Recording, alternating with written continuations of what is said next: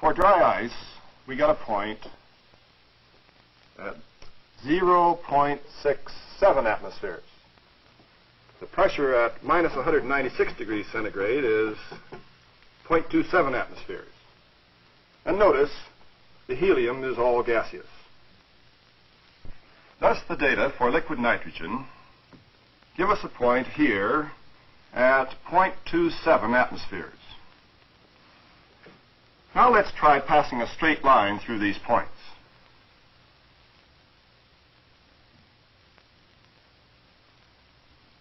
We see that within experimental error, the line goes through all the points. Furthermore, were we to repeat the experiment with other gases starting at the same pressure, we would find that all gases give data which fit on this line. Perhaps you would like to use these data to get a value for absolute zero. However, for the purpose of this film, all we need to realize is that a fixed volume of gas, which contains a constant number of molecules, gives a different pressure when we vary the temperature. Thus, any variation in the absolute temperature changes the pressure proportionately.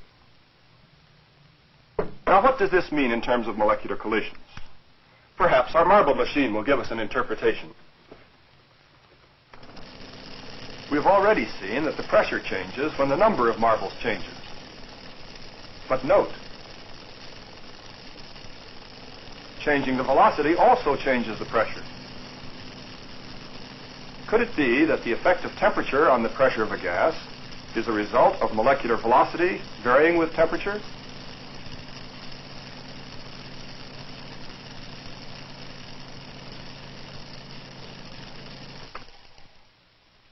In fact, since the pressures of all gases behave alike at varying temperature, perhaps the velocity of all gases is the same at any given temperature. We can explore this possibility experimentally. Here we have a simple apparatus which will give us further information. The 4 tubes have been filled with carbon dioxide gas. The pressure is kept constant by this tall column of liquid. With this yoke, I can turn all of the stopcocks simultaneously. When the stopcocks are opened, the molecules of trapped gas can strike these foils. In the center of each foil is a tiny hole, so small as to be almost invisible to the naked eye. When the molecules strike the hole, they escape, and the volume of trapped gas decreases. The rate of escape can be determined by the rate at which the liquid rises in the calibrated tubes. Since conditions are the same in each tube, the escape rate should be the same, and the liquid level should rise at the same rate in all the tubes if all the tiny holes are the same size. Well, all the levels have risen the same amount.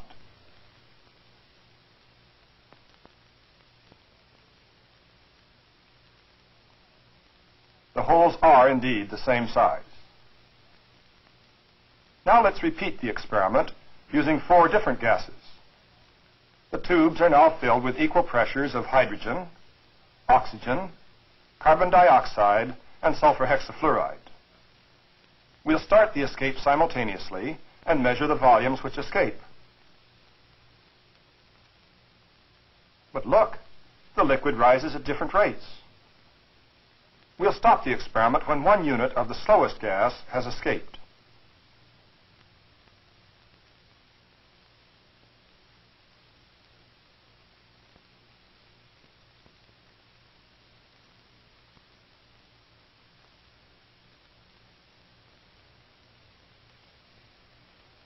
Well, reading the bottom of the meniscus, 1 volume of sulfur hexafluoride has escaped, and 1.9 of carbon dioxide. 1.0, 1.9. For oxygen, 2.3, and for hydrogen, 8.7.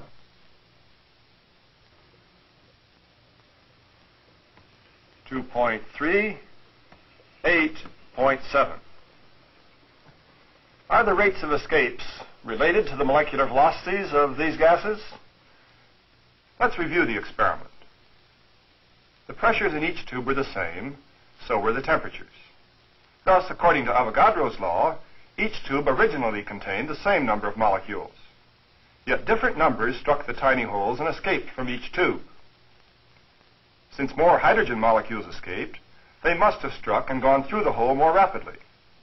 Their molecular velocities must have been higher than those of the other gases. In fact, since over 8 times as many hydrogen molecules escaped as sulfur hexafluoride, the hydrogen velocity must be over 8 times greater than that of sulfur hexafluoride. In the same way, the molecular velocity of carbon dioxide is 1.9 times that of sulfur hexafluoride, and the molecular velocity of oxygen 2.3 times that of sulfur hexafluoride. Let's search for regularities among these velocities, some factor which correlates with them. For example, we notice that hydrogen and oxygen are diatomic, carbon dioxide triatomic, and sulfur hexafluoride contains 7 atoms per molecule.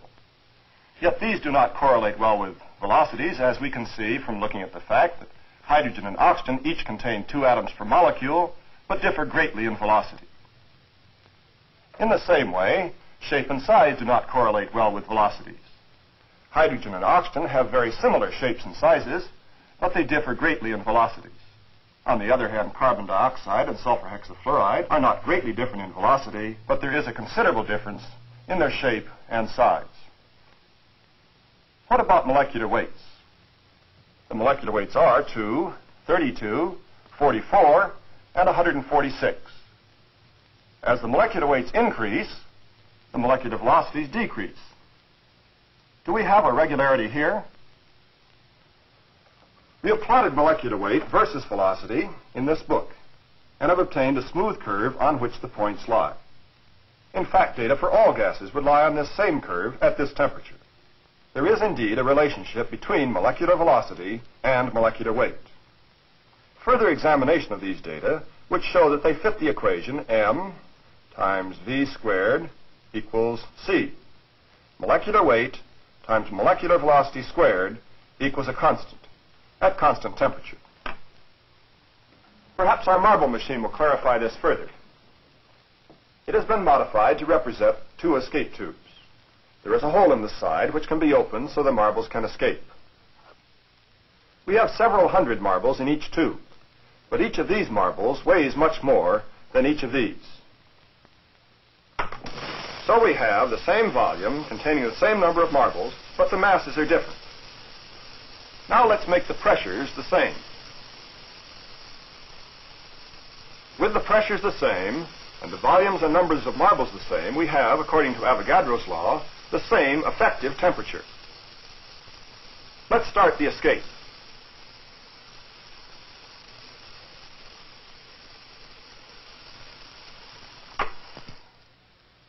More of the lighter marbles have escaped than the heavy marbles. So we have a model which interprets the fact that light molecular weight gases escape faster than heavier molecular weight gases. The lighter molecules travel faster, have a higher molecular velocity than the heavier gases at the same temperature. Now what about changing the temperature? We collected our data at room temperature. If we repeat the escape experiment at different temperatures, we obtain these relative velocities. Notice that as the temperature rises, the molecular velocities always rise. Now, from separate experiments, we know that the molecular velocity of oxygen is about 48,000 centimeters per second at room temperature. Using this fact and our experimental data, we can calculate actual values for mv squared for each gas. Notice that at each temperature, the values are constant with an experimental error.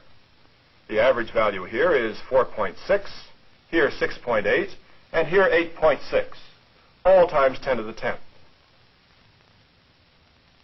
If we divide these average values of mv squared by the corresponding value of the absolute temperature, the resulting values of mv squared over T are almost constant.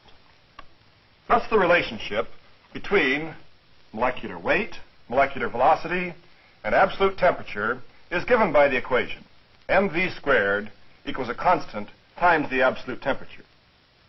Thus, our molecular model does give us a picture of pressure in terms of molecular collisions.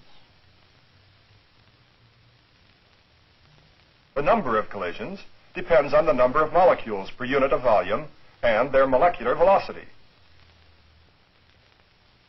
Lowering the temperature decreases the molecular velocity, which decreases the pressure.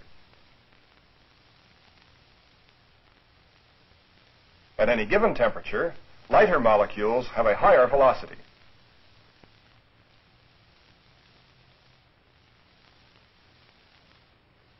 Finally, the relationship between molecular mass, molecular velocity, and absolute temperature is given by this expression. Any change in the absolute temperature causes a change in the molecular velocity.